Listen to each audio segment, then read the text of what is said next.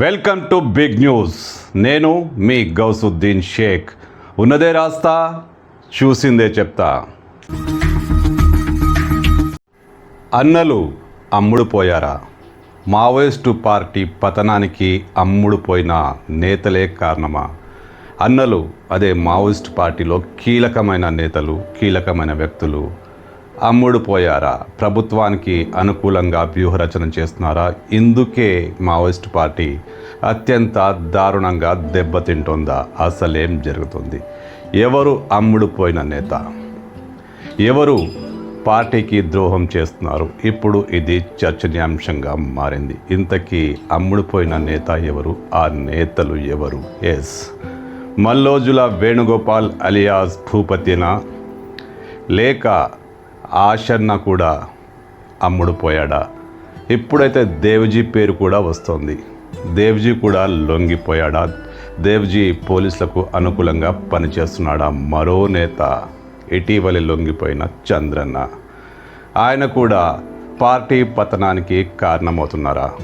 ఇప్పుడు మావోయిస్టు పార్టీకి సంబంధించి ఆసక్తికరమైన చర్చ జరుగుతుంది. మరీ ముఖ్యంగా హిడ్మా ఎన్కౌంటర్ తర్వాత పార్టీలో భారీ స్థాయిలో కోవర్టునట్టు ప్రచారం జరుగుతుంది. కోవర్టుల కారణంగానే హిడ్మా మరణించాడని ఒక ప్రచారం జరుగుతుంది. మరీ ముఖ్యంగా పార్టీలో మరో కీలక నేత దేవ్జీ, తిప్పిరి తిప్పన్న దేవ్జీ, ఆయన కూడా ప్రభుత్వానికి కోవర్టే అన్న ప్రచారం కూడా జరుగుతుంది. ఓ మాజీ నక్సలైటు, మాజీ శాసనసభ్యుడు అతను ఒక మీడియా సమావేశంలో మాట్లాడుతూ హిడ్మాను అనవసరంగా బలి చేశారని, హిడ్మా ఒక రాజకీయంలో భాగంగానే మరణించాడని, హిడ్మా ఎన్కౌంటర్ అయ్యేలా దేవజీయే పూర్తి స్కెచ్ చేశాడంటూ ఆయన సంచలనమైన ప్రకటన చేశారు. మాజీ ఎమ్మెల్యే కుంజం ఆయన మీడియాతో మాట్లాడుతూ హిడ్మాను అనవసరంగా, ఆయన ఏ తప్పు చేయకున్నా ఆయన తెర మీద తీసుకొచ్చి ఆయన ఎన్కౌంటర్కు కారణమయ్యారని, దీనికి ప్రధాన కారకుడు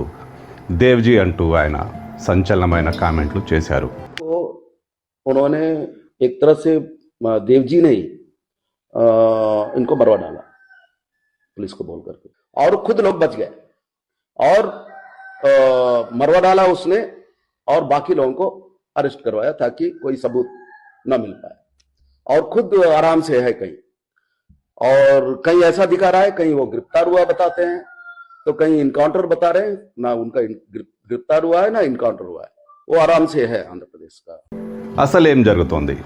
మావోయిస్టు పార్టీ చాలా బలమైన పార్టీ, దుర్భేద్యమైన పార్టీ. ఇంత సడన్గా కుప్పకూలిపోవడానికి కేంద్ర ప్రభుత్వం ఆచరిస్తున్న కగారే కారణమా, లేక పార్టీలో అంతర్గత ద్రోహులున్నారా? వాళ్ళ కారణంగానే పార్టీ పతనానికి గురవుతుందా? ఇప్పుడు ఇది ప్రధాన చర్చగా జరుగుతుంది. లొంగిపోయిన నేతలు విలాసాలకు ఆశపడి లొంగిపోయారంటూ మావోయిస్టు పార్టీయే చెప్తుంది. అలాంటి నేతలు పార్టీకి సంబంధించిన కీలక నేతల సమాచారం అందిస్తున్నారా? ఒకవైపు లొంగిపోండి అంటూ విజ్ఞప్తి చేస్తున్న నేతలు లొంగిపోని వారిని టార్గెట్ చేస్తున్నారా? అసలేం జరుగుతోంది? చాలామంది లొంగిపోయిన వాళ్లపైనే పోలీసుల సంరక్షణలో ఉన్న వాళ్ళని అనుమానిస్తున్నారు. ఇప్పుడు దేవ్జీ పేరు కూడా వచ్చింది. ఏదైతేనేం పార్టీలో ఖచ్చితంగా కోవటులు ఉన్నట్టే తెలుస్తుంది. మావోయిస్టు పార్టీకి కోవటులు మొట్టమొదటిసారి కాదు. గత చరిత్ర చూస్తే మావోయిస్టు పార్టీలో కీలకమైన దళ సభ్యులు కోవర్టులుగా వ్యవహరించారు, కీలక నేతల ఎన్కౌంటర్లకు కారణమయ్యారు. కానీ ఈసారి చాలా భారీ ఎత్తున దళాలు దెబ్బతింటున్నాయి, అగ్రనేతలు హతమవుతున్నారు.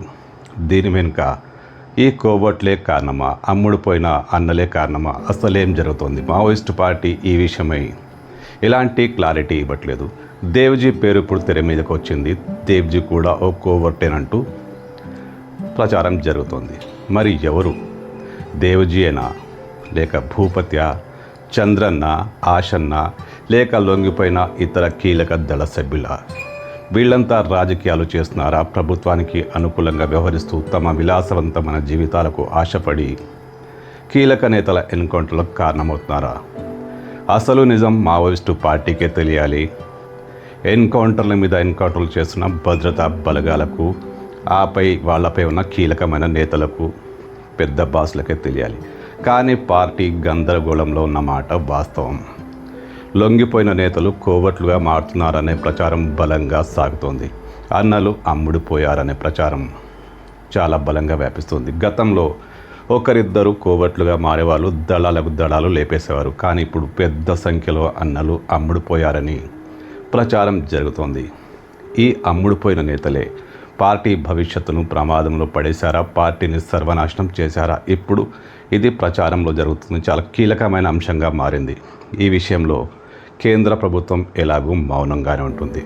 వాళ్ళకు కావాల్సింది మావోయిజం పూర్తిగా అంతం కావడం. కానీ మావోయిస్టు పార్టీ కూడా ఈ విషయంలో గందరగోళంలో ఉన్నట్టే ఉంది.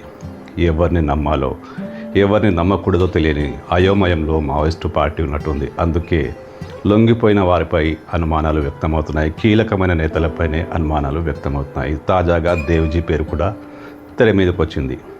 మరి మావోయిస్టు పార్టీ ఏం చేయబోతుంది?